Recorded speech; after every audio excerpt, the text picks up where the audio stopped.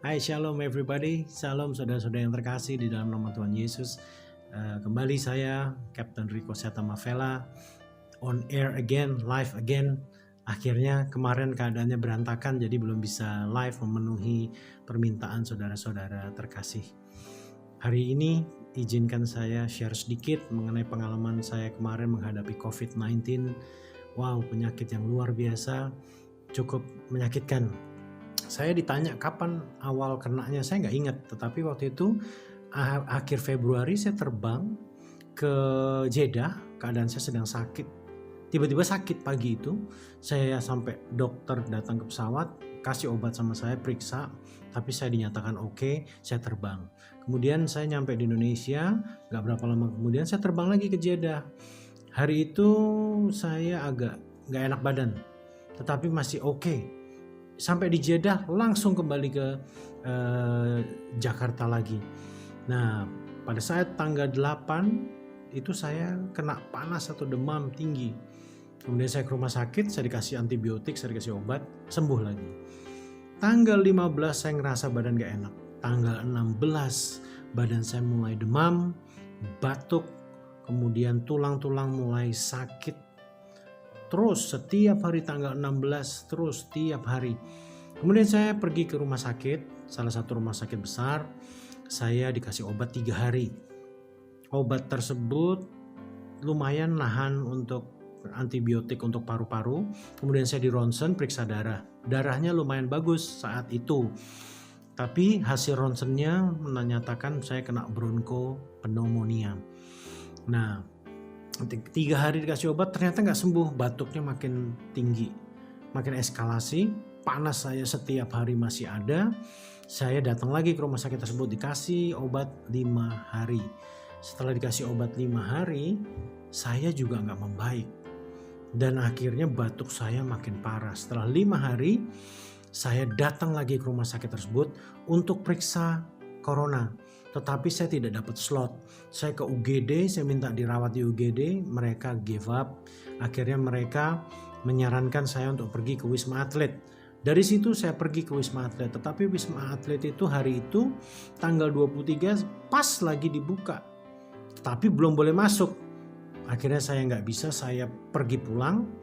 Kemudian tanggal 24-nya saya kembali lagi.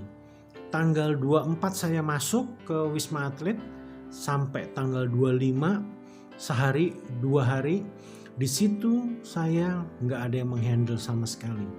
25 saya kabur. Saya kemudian lari ke Abdi Waluyo. Di Abdi Waluyo di situ saya mulai diperiksa secara intensif darah saya, dan di situ dinyatakan ada infeksi yang cukup severe. Kemudian dinyatakan bahwa CRP atau C creative protein saya cukup tinggi. Orang normal di bawah 11, saya 120.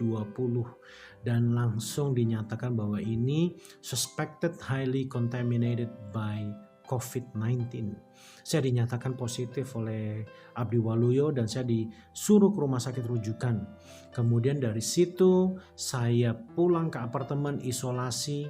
Saya ceritakan semua ini ke kakak dan teman-teman saya.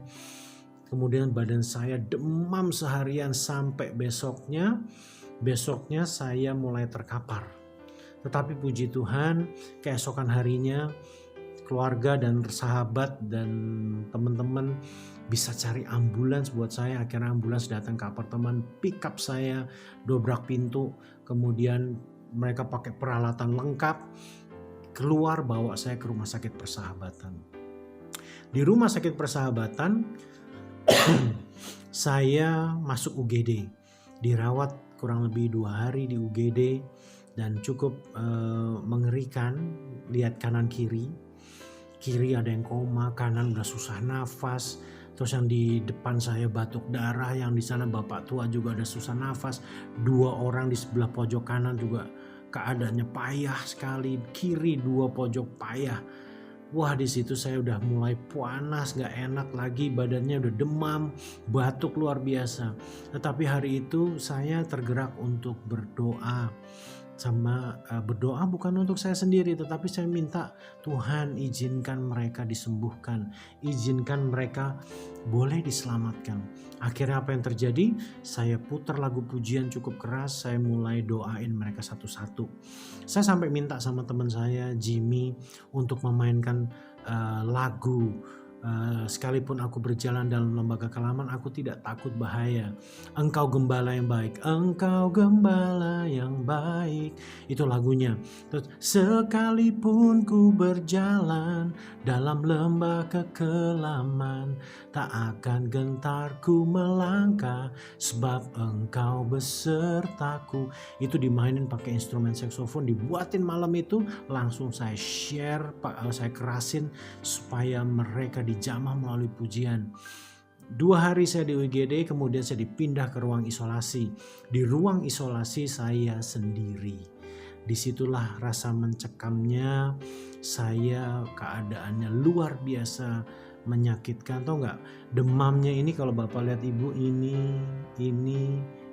ya, ini warna-warna hitam terjadi karena demamnya cukup tinggi.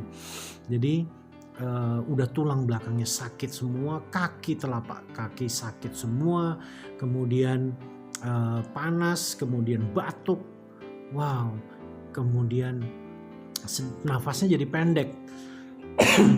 Di situ saya merasakan kesepian. Saya merasa bahwa kematian sudah mulai menghampiri. Di ruang itu isolasi saya sendiri, saya cuma bisa worship, saya cuma bisa doa, saya cuma bisa minta kekuatan sama Tuhan untuk melewati semua ini. Dulu saya suka khotbahkan, kalau Anda dalam suatu masalah, jangan minta cepat-cepat untuk diselesaikan, tetapi mintalah kekuatan, mintalah hikmat, mintalah pengertian dari Tuhan akan apa yang terjadi.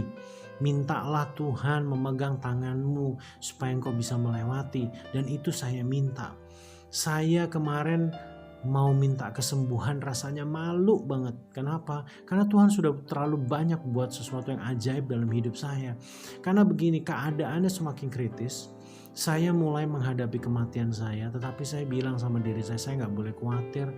Justru kamu harus bahagia kalau kamu harus menjumpai kematian kamu. Wow, saya ditantang sama diri saya sendiri. Daging, jiwa saya lemah, gak sanggup, tetapi roh saya, dengan demikian roh saya luar biasa termotivasi. Akhirnya setelah 2 hari atau 3 hari di isolasi, saya dipindah ke isolasi yang ada pasien lain. Dan saya yakin sekali kenapa ini saya dipindah, karena memang ternyata ada rencana Tuhan yang harus saya penuhi. Sekalipun saya sekarat, sekalipun saya terkapar. Amazingly saya tadinya gak mau, tetapi keadaan membuat saya harus tetap pindah karena ruangan sangat terbatas dan ruangan ini mau dipakai 2 pasien. Akhirnya saya dipindah, ketemu dengan pasien baru. Di situ saya pada saat saya masuk, saya udah mulai kenal sama dia. Kemudian saya tanya sama dia, boleh nggak saya berdoa buat Anda? Boleh nggak saya bacakan firman? Kemudian saya putar lagu-lagu. Dan dia secara manusiawi mungkin hatinya menolak, tetapi dia berkata, oh iya saya mau didoain. Keadaan saya lagi payah sekali. Panas tinggi itu seperti badan dicabik-cabik. Kemudian hari itu saya bilang sama Tuhan, Tuhan, aku serahkan nafasku yang terakhir ke tangan Tuhan. Aku serahkan hidupku sepenuhnya ke dalam tangan Tuhan. Saya mau nafas terakhir saya tetap memberitakan Injil dan menyatakan bahwa Yesus adalah Tuhan kepada siapapun. Dari situ saya mulai berdoa buat dia. Saya ceritain tentang bagaimana keselamatan itu hanya melalui Yesus. Kemudian dia mulai dengar dan dia mulai mengamini. Saya berdoa untuk kesembuhan orang itu. Saya gak pernah minta kesembuhan untuk saya karena saya tahu bahwa saya udah diambangkan. Lebih baik saya persiapkan diri saya sendiri untuk menghadap Tuhan. Saya minta ampun atas kesalahan dan dosa-dosa, kelalaian apapun, tiap saya cuma konsen di situ. Saya naikkan pujian, saya baca firman, keadaannya payah. Tapi hari itu amazingly setelah tiap hari kita share doa, Suatu saat pasien ini bertanya, kok nggak diputar lagi lagu rohaninya? Wow, saya bilang, iya nanti saya putar sekarang. Itu dia merasa diberkati dengan firman-firman yang dibaca. Sehingga pada saat beberapa hari kemudian, dia dinyatakan boleh pulang dan sembuh. Amazing sekali bagaimana Tuhan bekerja, mujizat itu masih ada sampai sekarang.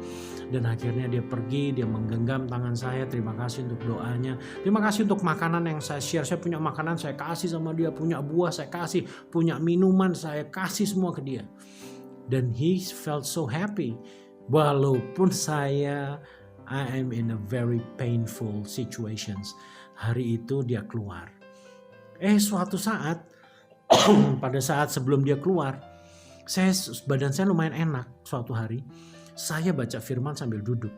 Baca firman itu sekian banyak pasal dengan suara lantang, pasiennya mendengarkan, ikut dengerin. Setelah saya tutup Alkitab, saya berbaring. Wow, saya baru berbaring, itu rasa mual, muntah langsung nyikat sampai sini. Dari bawah sampai atas. Waduh, saya tahan-tahan kan. Setelah udah saya bilang sama dia dokter, tapi dirawat sama saya. Dok, saya mau muntah. Dia bilang, dia langsung berdiri dengan infusnya. Dia datangin saya. Muntahin aja. Kemudian saya udah gak tahan, saya bangun dari tempat tidur. Saya nengok ke kiri, muntah cairan banyak sekali sampai di lantai. Dan mulai hari itu demamnya mulai turun, badannya mulai agak enakan sedikit. Saya percaya di situ firman membersihkan segala virus penyakit saya. Hari itu saya nggak pernah muntah, saya nggak pernah mual. Walaupun ada mual sedikit, pusing, tetapi tidak sedahsyat kemarin yang tiba-tiba habis baca firman saya dikuras habis. Kemudian saya yakin itu virus dikeluarin sama Tuhan. Karena firman yang luar biasa dahsyat. Mulai dari situ baru keesokannya saya mulai dites COVID, di swab. Kemudian besoknya lagi saya dites lagi, besoknya lagi dites lagi. Dan saya belum tahu hasilnya sampai saat itu. Setelah pasien ini keluar, datang pasien satu lagi. Parah sekali keadaannya. Dan saya ketakutan kan. Waduh, saya ketakutan. Kita pun di Rumah Sakit Persahabatan antara ragu ini, karena semua yang diisolasi di situ adalah penyakit COVID. Dan dia juga melihat bahwa takut juga saya ketularan lebih parah kan. Tetapi puji Tuhan pada saat dia masuk keadaannya pakai nafas bantuan dan nggak jelas lah. Akhirnya setelah dibaringin, saya digerakkan Tuhan untuk berdoa lagi buat pasien ini. Saya bilang, Tuhan, kalau Engkau izinkan aku menyampaikan kabar kebenaran kepada orang ini, biarlah kehendak-Mu yang terjadi. Saya doain sampai dia akhirnya amazingly dia percaya bahwa Tuhan sanggup. Dia bilang, iya, tapi keadaannya udah parah. Itu seketika orang itu nafasnya mulai tenang, mulai bisa anteng. Itu dia buang air di tempat, dia udah pakai kateter, pipisnya udah pakai selang, kemudian udah pakai oksigen gitu, dan dia mulai tenang. Walaupun malam hari kalau dia batuk itu ngeri banget suaranya, terus kemudian kalau dia itu membuat saya trauma. Tetapi kalau dia mulai seperti itu, saya mulai doa lagi buat dia. Saya lagi demam, saya lagi juga mengalami sesuatu yang sangat painful, tetapi saya belajar dari Tuhan. Saya belajar gini, dari Sadrak, Mesak, Abednego, Daniel 3, 17, 18. Gampangnya seperti ini aja. Sekalipun Tuhan berpaling dari saya dan tidak menolong saya akan tetap mencintai Tuhanku. Dan aku akan tetap melakukan kehendak Bapa. Aku belajar dari mereka, Sadrak, Mesak, Abednego. Kedua, saya belajar dari Ayub 2 ayat 10. Masa saya hanya mau terima yang baik saja dari Tuhan, tetapi tidak mau menerima yang tidak baik. Di situ saya belajar, saya menyadari saya ini hanya debu. Saya hari ini bisa dipanggil Tuhan kapan aja. Nafas bisa diberhentiin. Saya nafas cuma setengah-setengah. Sesak nggak terlalu. Orang bilang sesak tuh seperti ditibanin koper badannya. Saya nggak ada seperti itu, tapi saya pendek nafasnya. Itu hari itu diberhentiin nafasnya, saya selesai beneran. Makanya saya bilang saya konsentrasi bukan di kesembuhan, tetapi Tuhan izinkan saya melewati semua masalah ini dengan kuat bersama Tuhan. Jangan pernah lepas tangan saya daripada Tuhan. Saya minta saya dijaga oleh Tuhan selalu. Walaupun saya harus mungkin menghadapi kematian, saya yakin mati saya ada di tangan Tuhan. Jadi hari itu keadaannya benar-benar cukup mengerikan, dan saya kalau secara manusia udah khawatir, udah hopeless, tetapi enggak. Amazing, Tuhan buat badan saya lemah sekali di lembah kekelaman, tetapi my spirit is on fire. Tuhan kasih roh yang menyala-nyala. Setiap perawat yang ketemu saya doain, setiap dokter yang ketemu saya doain, kau kuat, hanya di dalam nama Yesus kekuatan mujizat itu terjadi. Cleaner semua saya doain. Siapapun masuk ruangan, sebelum dia nyuntik, sebelum apa, saya bilang engkau harus percaya kepada Isa Al-Masih, Kristus Yesus, Tuhan dan penebusanmu. Kamu harus percaya dalam keadaan seperti ini. Semua mengamini, alhamdulillah, whatever they say. Wow, amazing. Saya tetap memberitakan Injil. Saya hanya mau bilang sama Tuhan, Tuhan, saya gak mau lalai lagi. Saya gak mau terlambat menyatakan Injil itu kepada siapapun.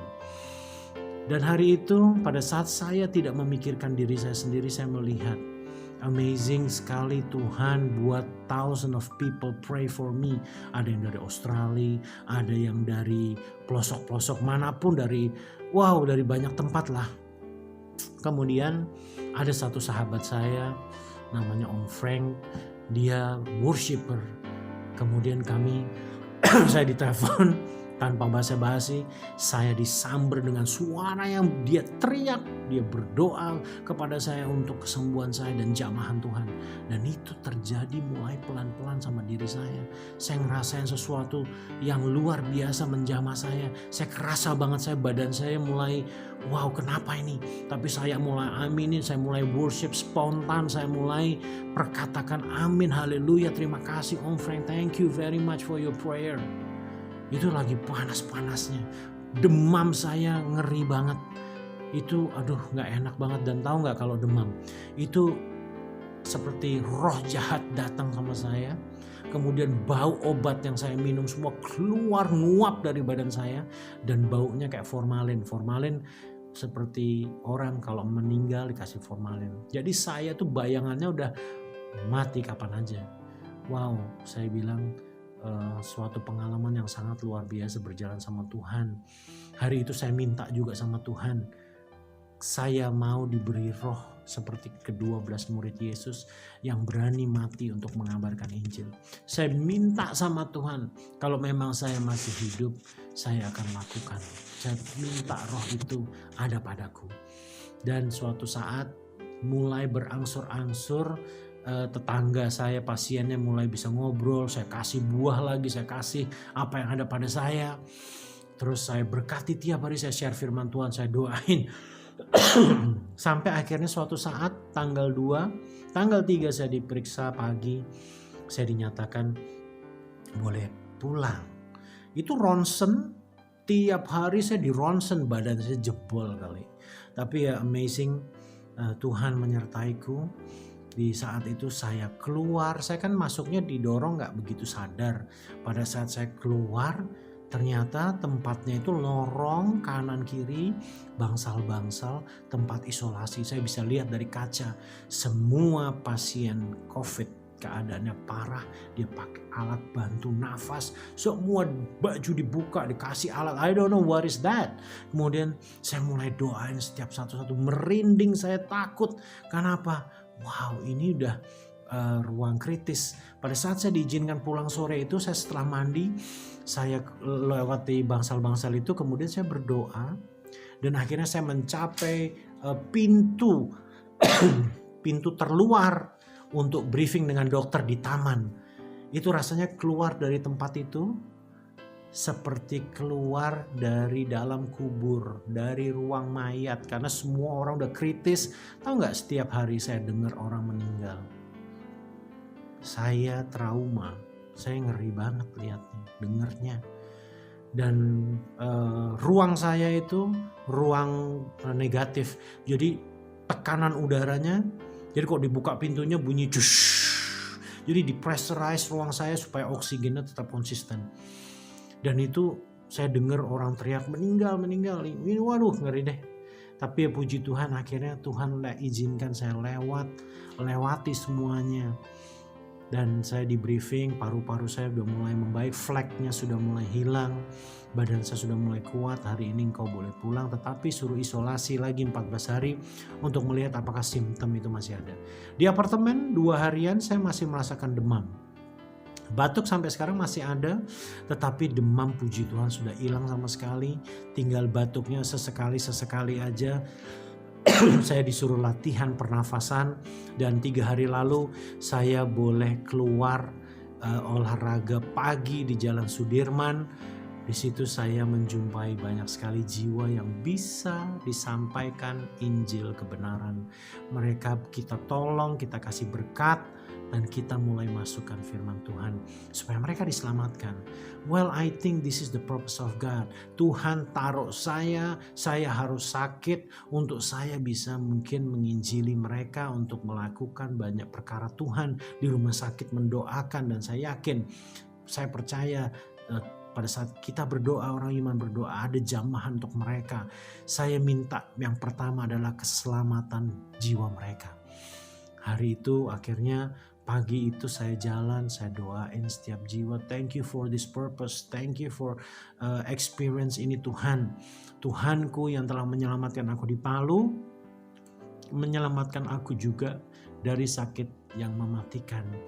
Akhirnya saya pulang, berapa hari kemudian hasil tesnya setelah saya muntah itu dinyatakan negatif. Padahal dari Abdul Waluyo sudah jelas dinyatakan positif. Tapi Tuhan amazingly, saya yakin muntah itu karena firman Tuhan yang dahsyat membuat darah saya bersih. Dan akhirnya sampai sekarang saya lagi masa pemulihan. Dan tadi saya diwawancara oleh Solusi lewat CBN. Itu wawancara saya pertama, yang kedua saya buat sendiri karena banyak permintaan. Kiranya kesaksian ini bisa jadi berkat. Don't think about your own self. Think about others. Keselamatan orang lain. Pada saat kita memperhatikan orang lain, engkau akan diperhatikan sama Tuhan. Pada saat engkau memberkati orang lain, engkau akan diberkati Tuhan. Tanpa harus kamu minta, tanpa harus kita minta. Trust your God, He knows what He's doing on you. Yang menjadi masalah kadang-kadang kita terlalu banyak minta sama Tuhan tanpa mengerti sebenarnya dia tahu nggak sih, gitu loh. Knowing your God is the most important. Faithful God, you have to have a faithful to God, because your God is a faithful God. Setialah sama Tuhan, percayakan semuanya sama Tuhan. Dan sekalipun aku berjalan dalam lembah kekelaman, aku tidak takut bahaya, sebab Tuhan menyertaiku. Mazmur 23 ayat 4. Dan itu menjadi pegangan hidup saya. Pengalaman di Palu pun saya menggunakan ayat itu, dan sekarang aku pakai lagi ayat itu. Terima kasih udah mendengarkan kesaksian ini, kiranya menjadi berkat. Dan saya pun boleh share pengalaman ini. Sebetulnya sekali lagi, ini bukan testimoni tentang saya. It's about your God. It's about our God. He is a living God. Tuhan yang hidup, Tuhan yang nyata, yang setia, yang perkasa, menyertai hidupmu dan saya. Kita harus doain para perawat, kita harus doain para dokter, cleaner yang bekerja di rumah sakit, semuanya. Kita berdoa juga untuk ojek online. Itu orang kirim vitamin, orang kirim baju untuk saya, orang kirim apa aja lewat mereka loh. Mereka 24 jam, kalau Anda mau kirim apa aja mereka selalu on. Dan itu kita doain mereka, kita berkati mereka. Kita berdoa untuk tentara yang 24 jam kerja, polisi, pemerintahan. Kita doain mereka adalah hero of this country. Dan mereka adalah orang-orang yang layak menerima keselamatan, layak menerima berkat dari Tuhan juga. Doalah untuk bangsamu ini agar mereka berbalik dari jalan yang jahat, kemudian menerima keselamatan di dalam nama Tuhan Yesus. Sekali lagi, saya Captain Rico Setamavela. Trust your God. Thank you once again for watching. God bless you and salam penginjilan. Jangan lupa yang terpenting adalah amanat agung di dalam hidup kita. Lakukan itu setiap kita. Lakukan amanat agung. Selamatkan jiwa-jiwa. Maka engkau akan berjalan dan engkau akan melihat tangan Tuhan menyertaimu. Terima kasih, Tuhan Yesus memberkati.